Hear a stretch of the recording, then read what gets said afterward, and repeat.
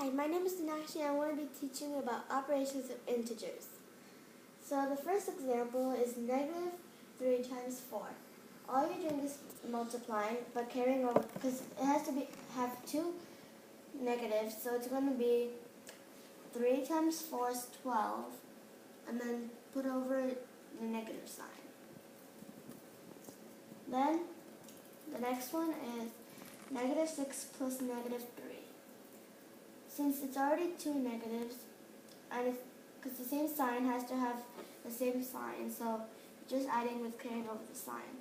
So 6 plus 3 is 9, and you carry over the sign, so it's negative 9. Now, the third example is like multiplying, but it's just dividing. It still has to have two negatives. Since it already has two negatives, all you're doing is just dividing the absolute values. 6 divided by 2 is 3. Now, 5 plus negative 3. All you're doing is adding the negative 3. So if you're adding it to the positive, you get 3 zero pairs, so it's going to be 2. Now, when you're subtracting a negative from a number, then all you're doing is just adding it and carrying over the first line. This one is positive, so you're going to be adding 6 plus 8. 6 plus 8 is 14. Now,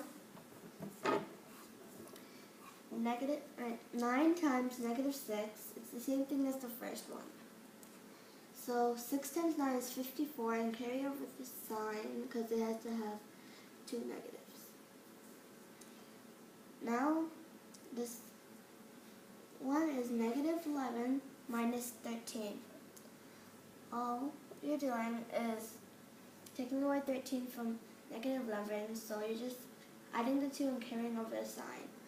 So 11 plus 13 is 24, and carry over the sign, so you get negative 24.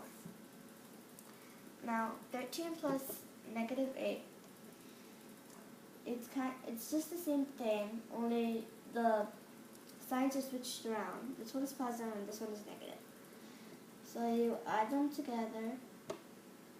You subtract them instead, and when you get it, because you're adding them, so you take away 8 and you get 5. Now, 8 divided by negative 8, it's the same thing as the third one. Since it only has one negative, it's going to be a negative number, and 8 divided by 8 is 1, and carry over the sign. Now, 30 plus negative 30. If I was adding them, I would get all zero pairs, so it's equal to 0.